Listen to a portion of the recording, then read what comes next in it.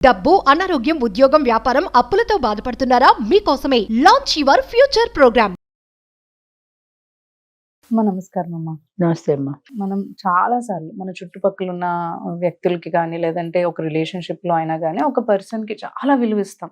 అవును. ఎవరేం చెప్పినా కూడా వాళ్ళ గురించి అసలు పట్టించుకోము. నమ్మం. అవును. మనము ఏమనుకుంటామో అదే వాళ్ళ దాన్నే పైన నమ్ముతాం. నమ్ముతూ ఉంటాం అన్నమాట. అవును అవును కానీ ఆ ఎదుటి పర్సన్ అంత విలువ ఇవ్వడు మనకి, అవును పట్టించుకోడు కూడా అసలు. అంటే టేక్ ఇట్ ఫర్ గ్రాంటెడ్ అంటారు కదా, అలా అవును. తీసేసుకుంటారు. మనకి విలువ ఇవ్వని పర్సన్ నుంచి మనం దూరంగా ఉండాలి అంటే ఎలా అసలు? అంటే మనకి తెలిసి కూడా కొన్నిసార్లు ఆ బిహేవియర్ చూపిలేం, విలువ ఇవ్వట్లేదు అని తెలిసి కూడా దూరం అవ్వం.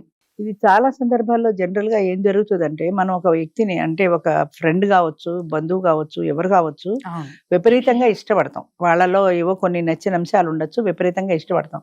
కానీ వాళ్ళకి మన పట్ల అంత ఉండదు. ఇష్టం ఉండదు. ఇప్పుడు నేనే ఉన్నాను, నాకు మా స్కూల్లో ఫ్రెండ్స్ ఉన్నారు, నేను ఉద్యోగం చేసిన రోజుల్లో చాలా ఫ్రెండ్లీగా ఉండేదాన్ని. రిటైర్ అయిపోయిన తర్వాత కూడా ఎలా ఉన్నారని అప్పుడప్పుడు ఫోన్ చేస్తూ ఉంటాను నేను. అంటే ఒక ఫ్రెండ్ అనే ఉద్దేశంతో. వాళ్ళు నాకు ఎప్పుడూ ఫోన్ చేయరు. నేను అడిగాను అనుకో, నేను 4 సార్లు చేస్తాను, ఒక్కసారి కూడా ఫోన్ చేయవేంటి అని అడిగాను అనుకో, మీరు బిజీగా ఉంటారని అని చెప్తారు జవాబు. ఎందుకంటే మీరు స్టూడియోలో బిజీగా ఉంటారు కదా, మీరు తోడు నీడతో బిజీగా ఉంటారు కదా. It is nothing but escapism అంటాను నేను. ఎందుకంటే మీరు తప్పించుకోవడానికి చెప్తున్నారు. అసలు నువ్వు ప్రయత్నం చేస్తే కదా నేను బిజీగా ఉన్నాను, నువ్వు ఎలా అనుకున్నావు? నువ్వు ఫోన్ చేస్తే నేను ఎత్తకపోతే నీకు ₹1 ఖర్చు లేదు. నేను అందరికి ఇదే చెప్తా. నువ్వు ఫోన్ చేస్తే కదా, కనీసం మిస్డ్ కాల్ చూసుకుని నేను కాల్ బ్యాక్ చేస్తానమ్మా, నువ్వు ఆ ప్రయత్నం ఎందుకు చేయలేదు?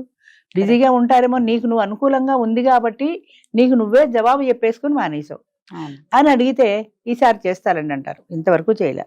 కొన్నాళ్ళకి నాకు కూడా జ్ఞానోదయం అవుతుంది. నేనంటే ఇంట్రెస్ట్ ఉంటే తప్పనిసరిగా ఒక్కసారైనా ఫోన్ చేస్తారు.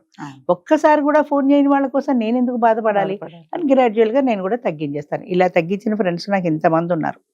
ఇంతమంది, ఒకళ్ళు ఇద్దరు కాదు, ఎంతో మంది. అంటే వాళ్ళకి అది నేను బిజీగా ఉన్నాను ఒక ఫీలింగ్ కాదు. నేనేమనుకుంటానంటే వాళ్ళకి నా పట్ల ఇంట్రెస్ట్ లేదు, నాకు ఉంది కాబట్టి నేను ఫోన్ చేస్తున్నా.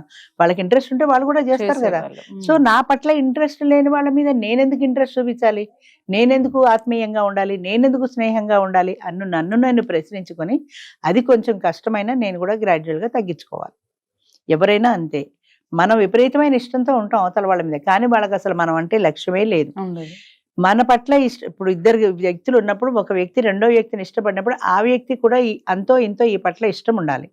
ఇష్టం లేని వ్యక్తితో నువ్వు ఎన్నాళ్ళు స్నేహం చేస్తావు? ఇష్టం లేని వ్యక్తితో నువ్వు ఎన్నాళ్ళు మాట్లాడతావు? ఏదో ఒక రోజు నీకు కూడా అనిపిస్తుంది. అది తెలివైన వాళ్ళైతే ఆ ఎమోషనల్ రిలేషన్ పెంచుకోకుండా ముందే తగ్గించుకుంటారు.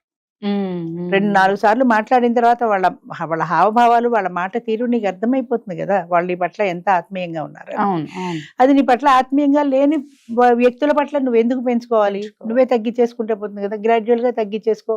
నా పట్ల ఇష్టం లేని వాళ్ళ పట్ల నాకు కూడా ఇష్టం లేదు అని ఒక డెసిషన్ తీసుకో. నా పట్ల ఇష్టం ఉంటే నేను మాట్లాడతాను, నా పట్ల ఇష్టం లేని వాళ్ళతో నేను ఎందుకు మాట్లాడాలి? అయినా కొంతమంది ఇంత తొందరగా డెసిషన్ తీసుకోలేకపోతున్నారు. వాళ్ళ బలహీనత. మీరున్నది ఉండండి, నేను ఉండేది ఉంటాను అంటారు కొంతమంది. అదే బలహీనత అంటున్నా. మన మనస్సుని మనం జవాబు చెప్పుకోలేకపోవటమే పెద్ద బలహీనత. అది నువ్వంటే ఇప్పుడు ఈ చేతికి ఆ చేయి ఎంత దూరం ఉందో, ఆ చేతికి ఈ చెయ్యి అంతే దూరం అని ఒక సామెత ఉంది. ఈ చేతికి ఈ చెయ్యి ఎంత దూరం ఉందో ఆ చేతికి ఈ చెయ్యి కూడా సేమ్ డిస్టెన్స్ ఉంటుంది, అంతే కదా. అలాంటప్పుడు నువ్వు ఎంతసేపటికి వెళ్ళి వాళ్ళతో ఇలాగ చప్పట్లు కొడతావు? రెండో చెయ్యి కూడా రావాలి, కలిస్తే కదా చప్పట్లు రావాలి. అంచేత ఒక్క చెయ్యి ఇలా అనుకుంటూ ఉంటే నేనే వెళ్ళి కొట్టినా సౌండ్ వస్తుంది కదా అనుకుంటే పేరు. వాళ్ళు కూడా ఇలా రెండు కలిసినప్పుడు చప్పట్లు తేలిక వస్తాయి. అంచేత ఎప్పుడు కూడా మనిషి మనం గుర్తుపెట్టుకోవాల్సింది ఏంటంటే, నా పట్ల ఇంట్రెస్ట్ లేని వ్యక్తి పట్ల నాకు కూడా ఇంట్రెస్ట్ లేదు, నేను అట్టే పెట్టుకోవాల్సిన అవసరం నాకు లేదు అని అనుకోవాలి.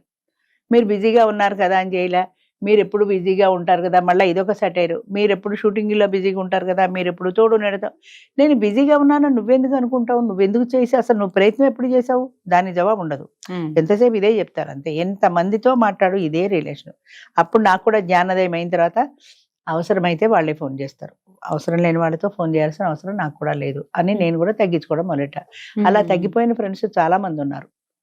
మరి ఒక్కొక్కసారి బాధ అనిపిస్తుంది, ఇంత స్నేహంగా ఉండేవాళ్ళు ఒక్కసారిగా ఎలా మర్చిపోయారు, ఎలా మానేశారు.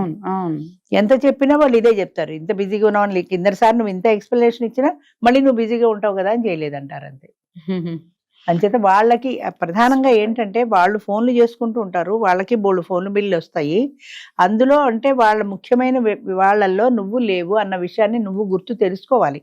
వాళ్ళ ప్రయారిటీ లిస్ట్ లో నువ్వు లేవు. ఉంటే ముందో వెనుకో ఏదో ఒకసారి అమ్మో చాలా రోజులైంది ఫోన్ చేసి ఎలా ఉందో అని చేస్తారు. అంటే వాళ్ళ ప్రయారిటీ లిస్ట్ లో లేవు. వాళ్ళ ప్రయారిటీలో నువ్వు లేనప్పుడు ఇంకెందుకు వాళ్ళ కోసం నువ్వు తాపత్రయపడాలి? నీ పట్ల కూడా వాళ్ళకి ఆ స్నేహబంధం ఉండాలి కదా. అది లేని వాళ్ళ గురించి మనం ఎందుకు ఆలోచించాలి అన్న పరిజ్ఞానం మనకు రావాలి, వాళ్ళకి కాదు.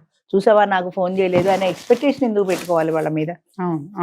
వాళ్ళు నీ పట్ల వాళ్ళు స్నేహంగా లేనప్పుడు, ఇప్పుడు మనం 4 సార్లు చేసేసి నేను 4 సార్లు చేశాను ఒక్కసారి చేయలేదని బాధపడటం అనేది మన అవివేకం. అంచేత మనం రియలైజ్ కావాలి, వాళ్ళకి ఇంట్రెస్ట్ లేదు నా పట్ల ఇంట్రెస్ట్ లేనప్పుడు నేను ఎన్నిసార్లు ఫోన్ చేస్తాను అని వదిలేసుకోగలగాలి. దానికి కారణాలు ఎన్నో ఉండొచ్చు. వాళ్ళ వ్యక్తిగత ఇంట్రెస్ట్ ఉండొచ్చు, లేదా నీ పద్ధతులు నచ్చకపోయి ఉండొచ్చు. కారణం ఏదైనా కానీ నీ పట్ల ఇంట్రెస్ట్ లేదన్న విషయం తెలిసిన తర్వాత నువ్వు కూడా నీ లిమిట్ లో ఉండడం నేర్చుకోవాలి. అంతే. అది మించి వాళ్ళతో ఎమోషనల్ రిలేషన్ పెట్టేసుకుని, ఫ్రెండ్షిప్ పెట్టేసుకుని వాళ్ళు 10 సార్లు వాళ్ళకి ఫోన్లు చేసి వాళ్ళు నాకు ఒక్కసారి జవాబు చెప్పలేదు, ఇదంతా నీకు బాధాకరమే కదా. ఇష్టం లేనప్పుడు వాళ్ళు ఇబ్బంది కూడా పడుతుంటారు. నెగ్లెక్ట్ చేసినప్పుడు మనం మళ్ళా ఇబ్బంది పడాలి. అంచేత ఇన్ని బాధలు ఎందుకు? అసలు ముందే నీ మైండ్ నువ్వు కంట్రోల్లో పెట్టుకుంటే పోయే కదా. నా పట్ల ఇంట్రెస్ట్ లేని వాళ్ళతో నాకు కూడా ఇంట్రెస్ట్ లేదని ఒక్కసారి అనుకోగలిగితే నీకు బాధ ఉండదు. అలా అనుకోకుండా ఆ రిలేషన్ పెంచుకుని, ఆ ఫ్రెండ్షిప్ పెంచుకుని, నేను ఎన్నిసార్లు ఫోన్ చేశా ఎక్స్పెక్టేషన్, అంటే వాళ్ళు కూడా 4 సార్లు చేస్తే ఒక్కసారైనా నాకు జవాబు ఇవ్వలేదు అనే ఎక్స్పెక్టేషన్ ఎందుకు? మా ఫ్రెండ్ ఉంది, ఈ ఊళ్ళోనే ఉంది, ఆవిడ ఎప్పుడు ఫోన్ చేయదు, కనపడితే మాత్రం నీ వీడియోలు నేను చూస్తూ ఉంటా అని చెబుతుంది. ఏం లాభం? అన్ని వీడియోలు చూసిందాను, ఒక్కసారినా నీ వీడియో చూశాను ఇలా ఉంది అని చెప్పచ్చు కదా. ఫోన్ చేయడానికి ఖాళీ లేదా నీకంటే? ఏమిటో నేను రాజేశ్వరి చేద్దాం అనుకుంటూనే ఉంటా, అలాగే అయిపోతుంది. అలా అయిపోలా, నీకు ఇంట్రెస్ట్ లేదు కాబట్టి చేయలా. అది ఎన్నిసార్లు నిన్ను నువ్వు మోసం చేసుకుంటావు, అలాగే అయిపోయిందని. నన్ను కాదు, నిన్ను నువ్వు మోసం చేసుకుంటున్నావు అని మనం అర్థం చేసుకుని మనం దూరంలో ఉండాలి. అంతే. అంతేగాని మనం పెంచుకుంటే సరిపోదు. అది అవతల వాళ్ళ ప్రేమ కూడా మనకి కావాలి. అది ఉన్నప్పుడు నువ్వు పెంచుకో, నీ లేనప్పుడు నువ్వు తుంచుకోవడం కూడా తెలియాలి. పెంచుకోవడం ఒకటే కాదు, లేకపోతే అదే బాధాకరం అనుకోవాలి. అంతేనమ్మా. తెలుసుకొని మనము దూరంగా బాధ ఉండదు తెంచుకుంటే. లేకపోతే ఏమవుతుందంటే రోజు ఎక్స్పెక్ట్ చేస్తూ ఉంటాం, ఆవిడ ఫోన్ వస్తుంది అని, లేదా ఆయన ఫోన్ వస్తుందని. భార్యాభర్తల బంధమైనా అంతే. ఆయన ఫోన్ చేయలేదు, ఆయన మాట్లాడలేదు, నే 10 సార్లు చేశాను, నీకు ఎక్కువ ఫీల్ అయ్యావు, నువ్వు ఎక్కువ ఎమోషనల్ అయ్యావు, నువ్వు చేసావు. ఆయన ఆఫీస్కి వెళ్ళిన తర్వాత అస్తమానం ఎలా ఉన్నావు అని 10 సార్లు ఎందుకు చేస్తాడు? ఆయన ఆఫీస్ పనిలో ఆయన ఉంటాడు. అది కూడా మనం అర్థం చేసుకోవాలి కదా. నేను 10 సార్లు చేస్తే మీరు నాకు ఒక్కసారి కూడా చేయలేదు అని కోపం తెచ్చుకుని ఏం లాభం? మనం కూడా తెలుసుకోవాలి, వాళ్ళు బిజీగా ఉన్నారు, వాళ్ళ బిజీలో వాళ్ళు డిస్టర్బ్ చేయకూడదు మనకి అని. మా మనమ్మైంది, అమ్మాయికి అస్తమానం ఫోన్లు వస్తుంటాయి, నాకు కూడా రావన్నీ ఫోన్లు. ఎందుకు అలా? నువ్వు ఇలా వచ్చి బ్యాగ్ ఎక్కడ పెడుతుంది? ఫోను.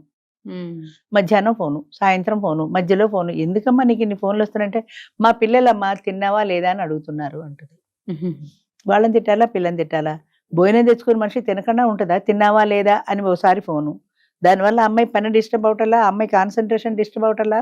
ఆ ఫోన్ చేయడానికి మళ్ళీ వెళ్ళి నేను భోజనం చేశాను, నువ్వు భోజనం చేసావా అని ఈ సుంటగా. నీకు అవసరం ఉంటే తప్పకుండా ఫోన్ చేయి, కాదనంటల్లా. కానీ అమ్మ ఏదో పనిలో ఉంది, నువ్వు సాయంత్రం ఫోన్ చేయి, రాత్రి ఇంటికి వెళ్ళాక ఫోన్ చేయి, అప్పుడు మాట్లాడుకోవచ్చు కదా. అప్పుడు కాదు, తిన్నావా లేదా అని అడుగుతున్నా. నీ తల్లి ఫీల్ అయిపోతుంది, నా పిల్లలకి ఎంత ప్రేమ అని. నిజంగా ఒక పూట బాగాలేకపోతే తల్లికి వాళ్ళు వచ్చి సేవ చేయట్లా. నీకు నిజంగా బాగాలేని రోజున ఏ కూతురు వచ్చి సేవ చేసింది నీకు చెప్పు? ఊళ్ళోనే ఉన్నారు ఇద్దరు. మరి తిన్నావా లేదా అని ఒక ఫోన్ కొట్టేస్తే సరిపోయింది. అదే నా బాధ్యత. నా పిల్లలకి చాలా ప్రేమ కాబట్టి ఫోన్ చేస్తున్నారు నువ్వు అనుకుంటున్నావు. నిజమైన ప్రేమ ఉంటే నీకు బాగాలేనప్పుడు అమ్మ నేనున్నాను, వచ్చి 4 రోజులు ఎగిరుండి సేవ చేయమను. అప్పుడు లేదు ప్రేమ, ఫోన్లో ఒట్టి లొల్లుపుచ్చి కబుర్లు చెప్పడంలో వస్తుంది. అంచేత ఇవన్నీ హంబక్కమ్మ. అది మనం తెలుసుకోగలగాలి అంతే. మనం తెలుసుకొని మనం కంట్రోల్ పెట్టుకుంటే ఈ బాధలు ఉండవు ముఖ్యంగా. థ్యాంక్ యూ అమ్మ. Thank you.